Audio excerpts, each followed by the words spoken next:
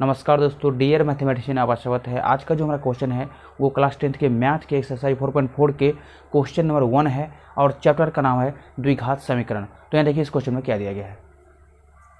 यहाँ देखिए क्वेश्चन में दिया गया कि निम्न द्विघात समीकरणों के मूल्य की प्रकृति ज्ञात कीजिए, यदि मूल्यों का अस्तित्व हो तो उन्हें ज्ञात कीजिए। यहाँ देखिए क्वेश्चन में बोला जा रहा है कि हमें जो है इन तीनों द्विघात समीकरण का जो है मूल्यों का प्रकृति ज्ञात करना है और उसी के साथ साथ जो है अगर उसके मूल्य का अस्तित्व है तो उसका मूल्य भी जो है ज्ञात करना होगा। तो चलिए ज्ञात करते हैं। यहाँ देखिए हल, यहाँ पर क्वेश्चन नंबर 1 में जो दिया गया इसको लिख लेते हैं। तो दिया गया है कि 2x square minus 3x plus 5 बराबर 0। ये जो है एक द्विघात समीकरण है, इसीलिए इसको लिख सकते हैं कि चूंकि यह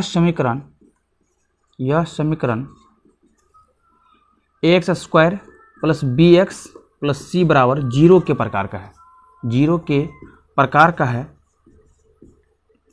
का है,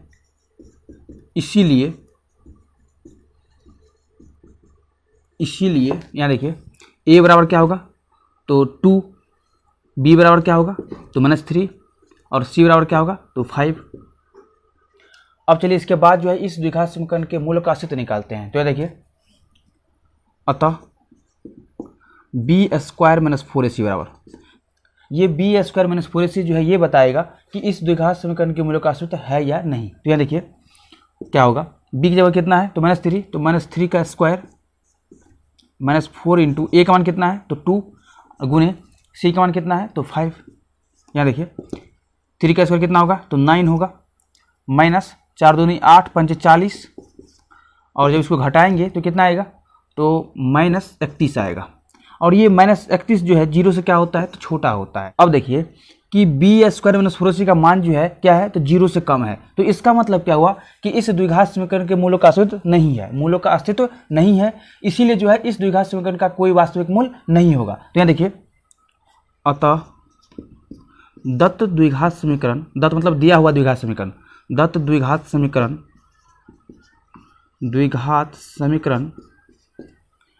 के मूलों का अस्तित्व नहीं है,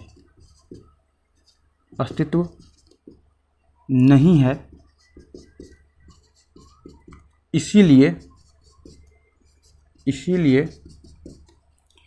इस द्विघात समीकरण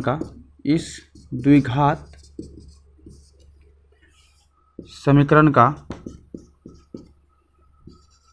कोई वास्तविक मूल्य नहीं होगा, कोई वास्तविक मूल्य नहीं होगा।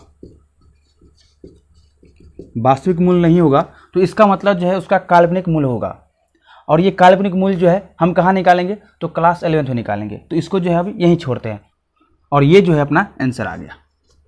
तो अब चलिए इसके बाद जो है क्वेश्चन नंबर 2 को सॉल्व करते हैं। तो यहाँ देखिए क्वेश्चन नंबर 2 में जो दिया गया इसको पहले हम लोग लिख लेते हैं। तो दिया गया है कि 3x square minus 4√3x plus 4 बराबर 0। ये जो हमें क्वेश्चन में दिया गया है कि ये जो है द्विघात समीकरण है। यहाँ देखिए चूंकि यह समीकरण ax square plus bx plus c बराबर 0 के प्रकार का है,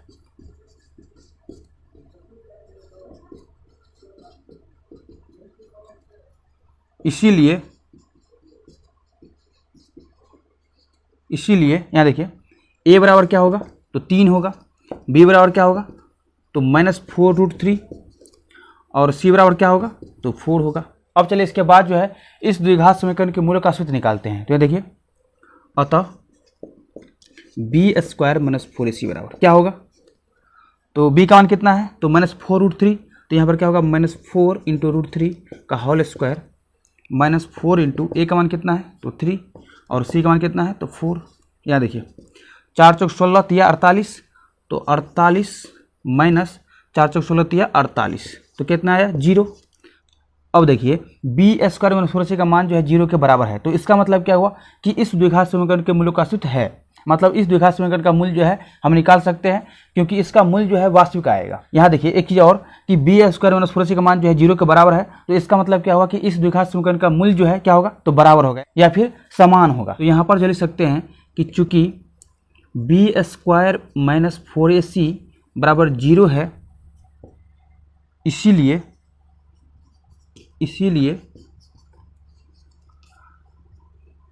दत्त समीकरण का मूल्य क्या होगा, तो बराबर होगा।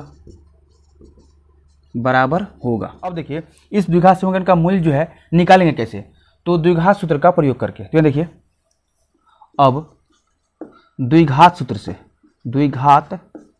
से क्या होगा, तो x बराबर minus B plus minus under root B square minus 4ac बटा 2a।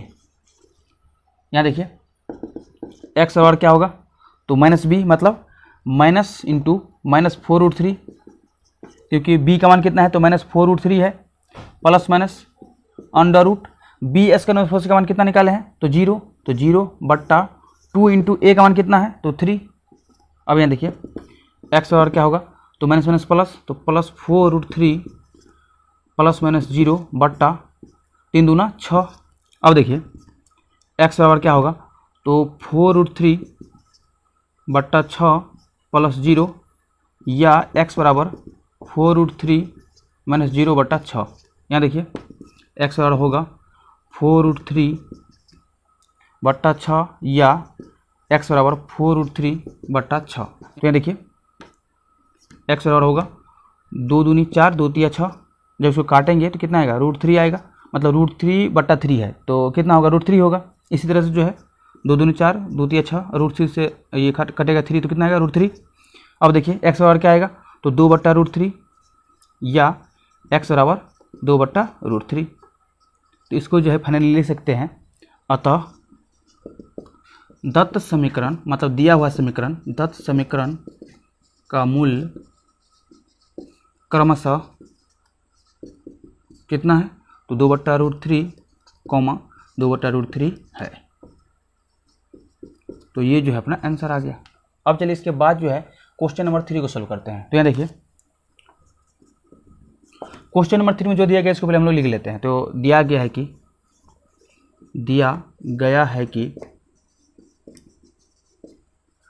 2x square minus 6x plus 3 बराबर 0। ये जो हमें क्वेश्चन में दिया गया है और ये कहा गया है कि ये जो है द्विघात समीकरण है, और इसको जो है लिख सकते हैं कि चूंकि यह समीकरण ax square plus bx plus c बराबर 0 के प्रकार का है, इसीलिए यहाँ देखिए a बराबर क्या होगा, तो 2 होगा, b बराबर क्या होगा, तो -6, और c बराबर कितना होगा, तो 3 होगा।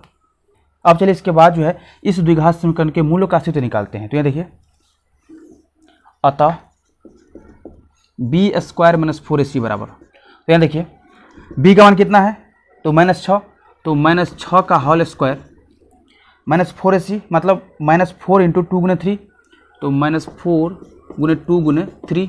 यहाँ देखिए 6 6 के 36 माइनस 4 तिया 12 दूना 24, और 36 में से 24 घटाएंगे तो कितना आएगा, तो 12 आएगा। अब देखिए बी स्क्वायर माइनस 4ac का मान जो है क्या है, तो 0 से 12 है। तो इसका मतलब क्या हुआ कि इस द्विघात समीकरण का मूल्य का सूत्र है, और इस द्विघात समीकरण का मूल्य जो है वास्तविक आएगा और असमान आएगा। तो यहाँ पर जो इसको लिख सकते हैं कि चूंकि बी स्क्वायर माइनस 4ac का मान जो है 0 से 12 है, इसीलिए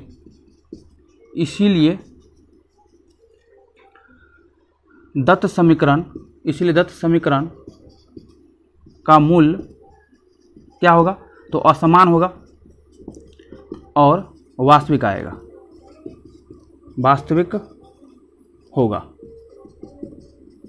तो यहाँ से जो है हमें ये पता चल गया कि इस द्विघात समीकरण का मूल्य जो है वास्तविक होगा और असमान होगा। तो चलिए अब जो है इस द्विघात समीकरण का मूल्य जो है द्विघात सूत्र से निकाल लेते हैं। तो ये देखिए अब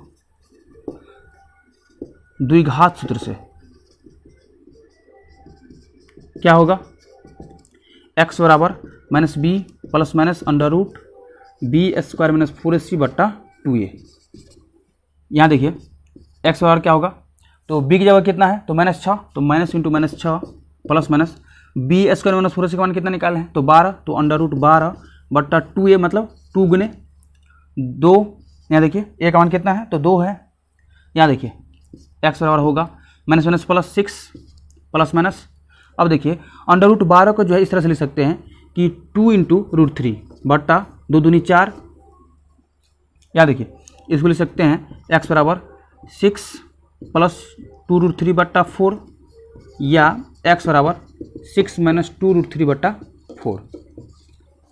अब चलिए इसके बाद जो है यहाँ देखिए एक्स बराबर क्या होगा, तो 2 जो है दोनों में है तो कॉमन ले लेते हैं, तो क्या होगा 2 इंटू 3 प्लस √3 बट्टा 4 या एक्स बराबर यहाँ देखिए क्या होगा, तो इधर भी 2 कॉमन ले लेते हैं, तो क्या होगा 2 इंटू 3 माइनस √3 बट्टा 4।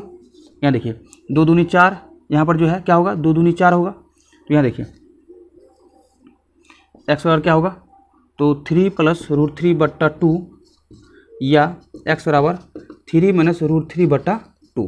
तो इसको जो है फाइनली हम लिख सकते हैं कि अतः दत्त समीकरण का मूल क्या क्या आ गया, तो 3 प्लस √3 बट्टा 2 कॉमा 3 माइनस √3 बट्टा 2 है। तो ये जो है अपना आंसर आ गया।